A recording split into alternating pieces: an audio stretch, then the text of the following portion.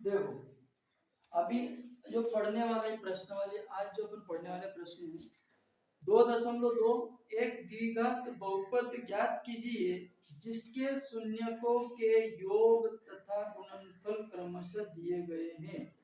प्रश्न में क्या दिया गया है?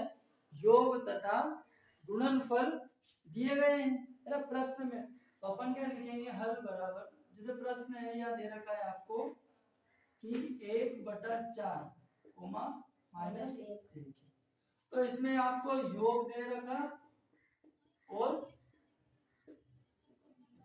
गुणनफल दे रखा है ना।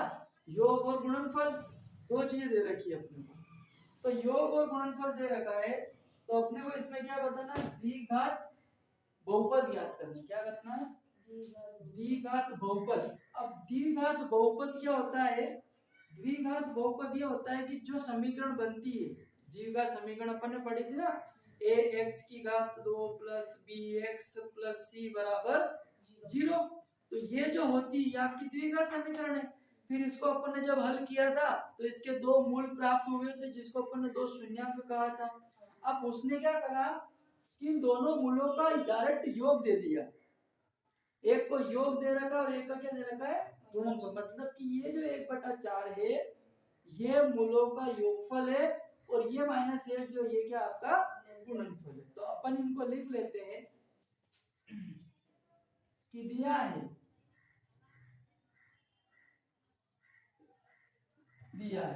पहला पद जो है वो मूलों का योगफल है। क्या है?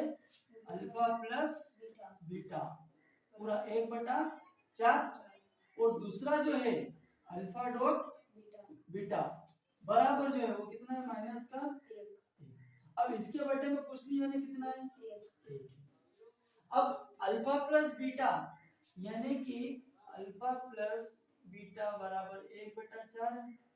ये तो अपनों को दिया गया है। अब अपन लिखते हैं प्रश्न अनुसार।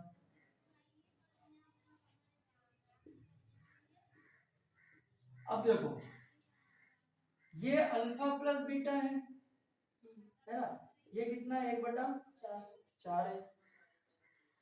तो अल्फा प्लस बीटा बराबर अपन ने फॉर्मूला पढ़ा था माइनस b बटे a पढ़ा था।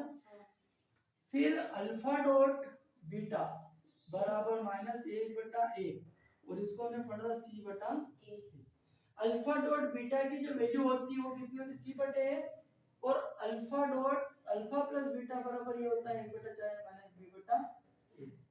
अब देखो अब अपन क्या कर सकते हैं कि a की वैल्यू यहाँ कितनी है? 4। यहाँ कितनी है की वैल्यू?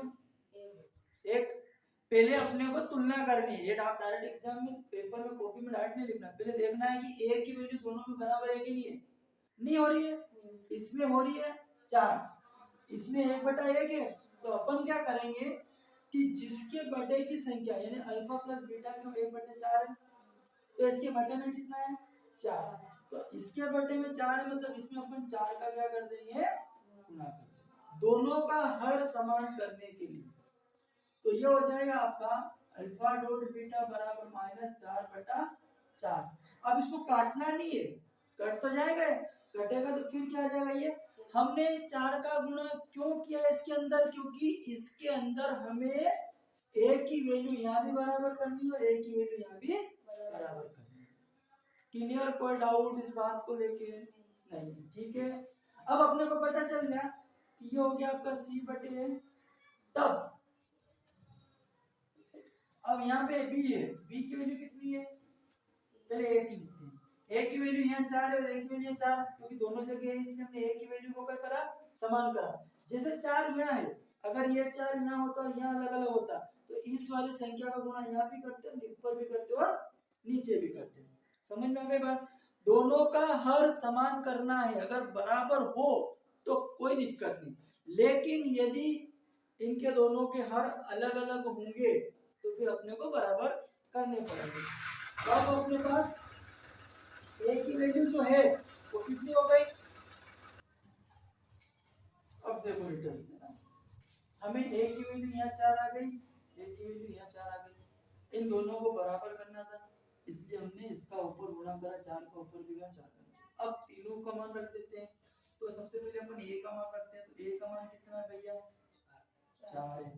b का मान कितना है 1। ये माइनस का भी है, मतलब 1 किसका होगा माइनस का होगा। और c का मान कितना है भैया माइनस के 4। चारों को डिब्बे में बंद कर दो। इन चारों को हमने क्या करा डिब्बे में बंद कर दिया। अब अपने को द्विघात समीकरण बताना है। तो द्विघात समीकरण हमने पढ़ी थी, कौन सी थी द्विघात समीकरण जो होती है वो आपकी ax की घात 2 प्लस bx प्लस c बराबर 0 रख दो। अब अपने को a का मान पता है, b का मान पता है और c का मान भी पता है। तीनों की वैल्यू को समीकरण में रख दो। तो a का मान कितना भैया 4, तो यहाँ रख दो 4x की घात 2।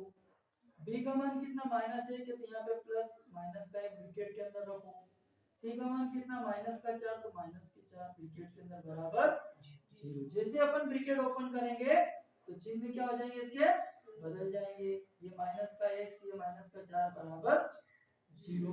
ये आपका आ गया द्विघात समीकरण। अतः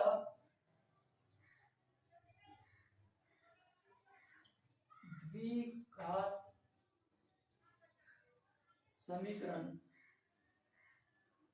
4x की घात 2 माइनस x माइनस 4 बराबर 0। ठीक है, कोई दिक्कत परेशानी कोई डाउट नो? ठीक है।